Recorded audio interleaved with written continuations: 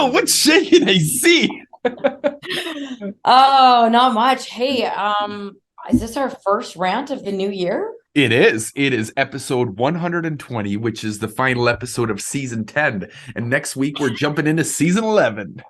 Oh, awesome. So, like, what's the point of seasons? You should maybe explain that because I never really understand what's the point of that with podcasts. Well, I mean, it probably just makes it easier for people to find things, rather than saying, oh, what episode was that? I don't know, but I'm positive it was in season 5. So just go look through the few episodes in season 5. I think that's pretty funny, but okay. Sounds good. Sounds good. How are you feeling? Are you okay? So, I like to talk a lot about the fact that I think people in the new year can feel sometimes they feel like there's a lot of different feelings. Like you feel like you should feel excited, but if you don't, you actually feel worse. Like, oh, I should be excited. It's a fresh new year and I've got all these goals ready. And actually, this was something that we talked about yesterday at our field coach roundtable. I was asking the field coaches because we were talking about their franchisees that they support. And I was like, you're probably working on their goal setting with them. But I think we need to get honest and talk about the fact that sometimes we aren't so excited and how do we speak that language that doesn't trigger them to feel negative about this new year? So anyway, I went into a little thing there, but how are you feeling with the new year? Like, are you I'm excited, hungry. overwhelmed? I'm hungry. I feel Like, like I feel like going out to like a QSR franchise, and just buying a whole bunch of food. okay, so like physically I'm hungry. physically hungry right now. Actually, I'm hungry all the time, to be honest. I'm pretty sure in one of our very first rants, you had eaten like a whole chicken or something. And we were like, Yeah, that's a pretty common thing for me. But it did get me thinking about like different QSR concepts and specifically how, there's multi-unit franchisees of each one. You know what I'm talking about? yeah, yeah. It's interesting that you bring that up because I was reflecting on this the other day, actually, and how people will say, oh, you can be an absentee owner of this business. And what I've kind of noticed and kind of went through in my own experience as having been a franchisee is that there's kind of like there's single unit operators and then there's multi-unit operators. But within the multi-unit, there could be 2 units or there could be 70 units or 100 and whatever. And I remember actually when I first went to the multi-unit conference in the MUFC multi-unit franchise conference in Vegas. And I was like, I'm a multi-unit franchisee. I think I had 2 at the time and got there and I was like, holy smokes, there's people here with like 70. There's people like you say with, quick service. They're like, they might have like 30 Taco Bells and they might have 20 Sport Clips and 20 Orange Theory Fitness. So they can get their haircut and do their fitness and eat tacos all at all their own businesses. But yeah, it's interesting because we should talk a little bit about that skill set of, because I think for me, when I opened stores on Vancouver Island as a multi-unit franchisee, I knew that I needed more stimulation than just running one store.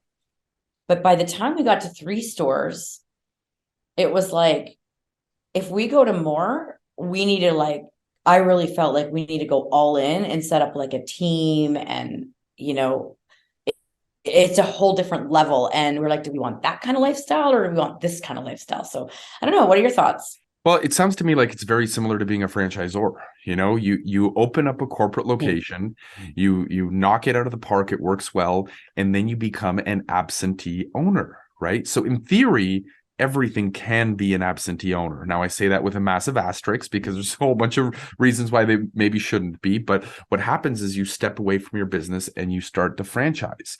And now you've got to, support and work with franchisees. You have to build your own team, your operations team, your training, your marketing, etc.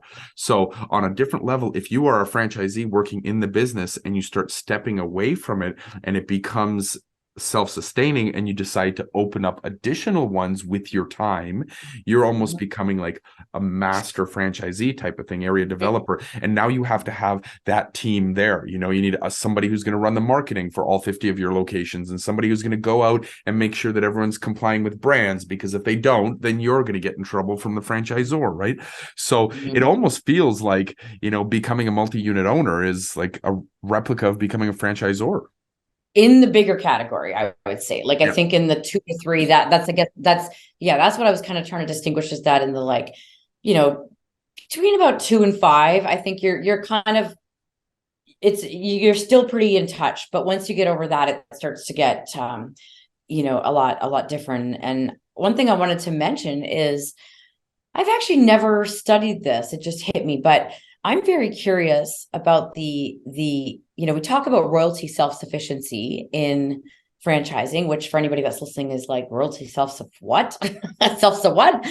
And what that is, again, for anybody that doesn't know, is a point at which a franchisor, the royalties really start to drop to the bottom line, and you're not dependent on franchise fees, and you're actually really making money for the business, and taking able to take out decent money for salary and all those things.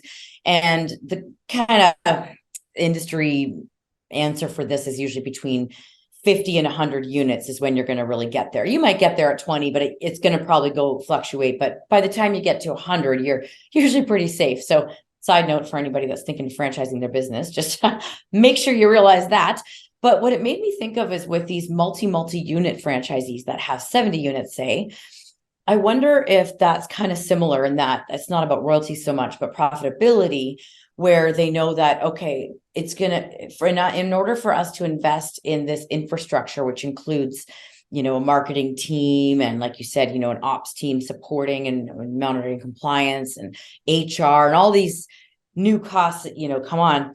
I wonder if they do a projection where, once we get to 20 of these Taco Bells and 10 Sport Clips and 10 Orange Theory Fitnesses, we're going to start to be able to really, see that profitability. Like, when does that, obviously there's no straight up answer, but I'm curious, if it's like, it's more like you're going whereas a franchisee, and even some small businesses that are independent, you can do projections. A lot of franchising opportunities, you can be profitable within 3 or 6 months, because the models are like super figured out, right? So Yeah. I'm curious, what I'm getting at there? Totally know what you mean, because what you were saying is, a lot of people, when they're vetting franchisees, they see, would this person be a good franchisee? Do they have the DNA of a franchisee? When they start opening multiple locations, now you should be seeing, do they have the DNA of a franchisor, which they kind of almost become, right? So what other things does a franchisor have to deal with? Well, one of the things is my business franchisable?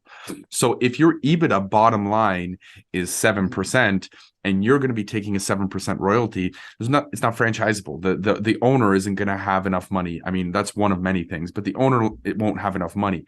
So now you have to think, if your bottom line is 20 and you take 7, there's 13 left there. Okay, it's franchisable. Maybe somebody's happy with a 13%. But now, what if they have multiple of these and they have to hire this staff? Now it's going to start peeling away from that 13%, and it might leave them at like 3, which isn't palatable for somebody who might want to open many.